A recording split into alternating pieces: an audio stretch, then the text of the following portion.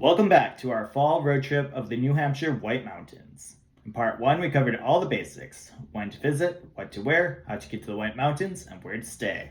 In part 2, we started day 1 of the road trip going through accommodations, attractions, and hikes in Lincoln, Woodstock, and Franconia Notch. In part 3, we started day 2 of the road trip in Littleton and covered all the top things to see and do in the gorgeous Crawford Notch. Feel free to go back and watch those videos. And if you're enjoying the series, please like and subscribe. It helps small-time YouTubers like myself out considerably. If you have an extra day to spend in the White Mountains, you'll want to spend it in Gorham and Pinkham Notch. Gorham isn't as large as the other towns being mentioned, but it's directly on the Appalachian Trail, and Pinkham Notch also offers some spectacular hiking. This is Brew England, a channel dedicated to all things New England culture, adventures, and beer.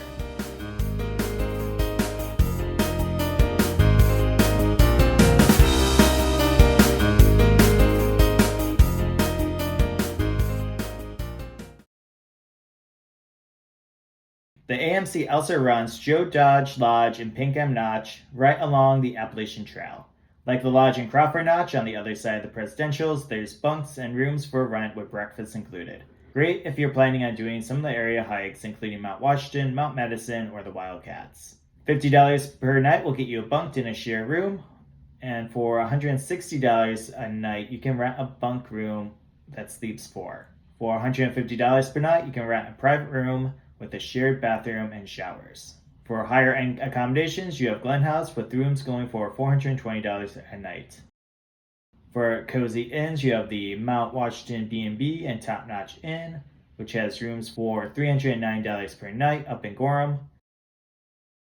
Down in Jackson, you have the Christmas Farm Inn with rooms for $422 per night and Windy Hill Bed and Breakfast.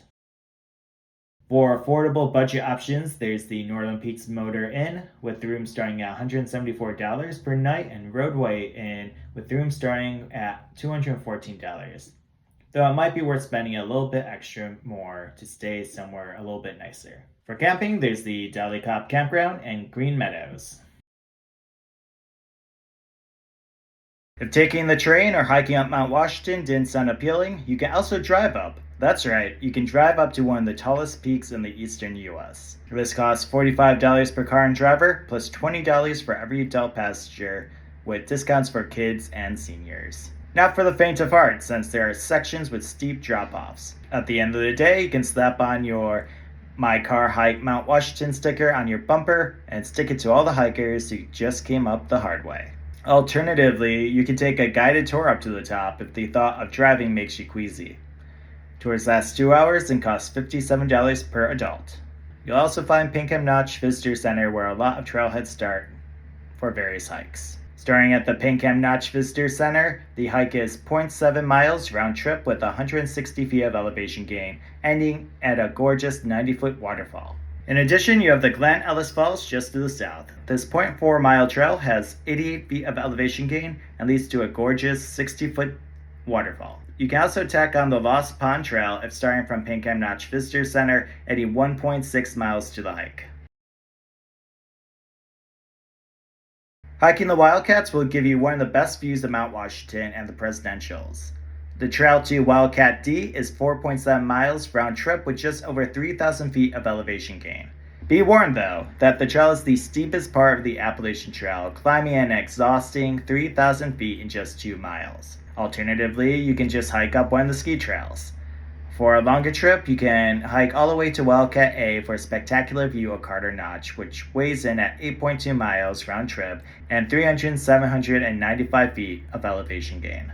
If Wildcat sounds too extreme for you, consider hiking the Imp Face instead. This 6-mile loop features 2,070 feet of elevation gain, giving you many of the same views as Wildcat.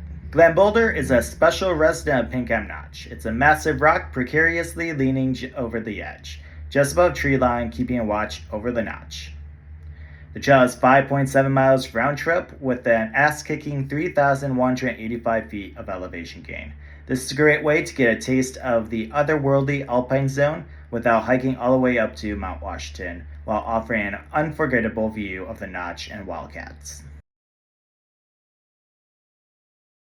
Pinkham Notch also offers several trails to hike Mount Washington. The iconic Tuckerman's Ravine Trail is 7.9 miles round trip with 4,242 feet of elevation gain. It will be more difficult than the Amanuensis Trail on the Crawford Notch side of the mountain.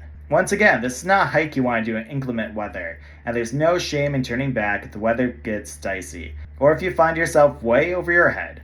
Mount Washington is the most deadly mountain in the world, not necessarily because the hike is difficult, but because so many people underestimate conditions while hiking. Be prepared and stay safe. The other high peaks also offer spectacular views with long stretches above treeline. Mount Madison is 7.7 miles with 4,077 feet of elevation gain. Meanwhile, Mt Adams clocks in at 7.8 miles with 4,442 feet of elevation gain. If you're a real glutton for punishment, some hardcore hikers even attempt the 18.5-mile presidential traverse, hiking 8 of New Hampshire's highest peaks in a single day, featuring 8,238 feet of elevation gain and passing by 3 of the AMC backcountry huts.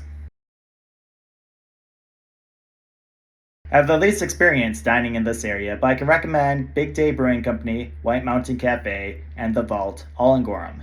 Not much in the way for groceries except for Scroggins General Store in Gorham and a Walmart up near Berlin.